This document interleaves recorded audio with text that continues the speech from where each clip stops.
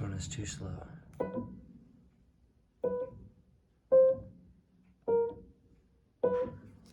I used a little bit of CLP, this long tip here. I was able to get it in there with a flashlight, right down in there. Can't see the flange very well, but that's where I stuck that.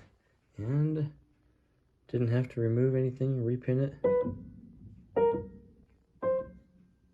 And it works great. I also was able to touch up a couple other notes that were sluggish down here. Successful repair.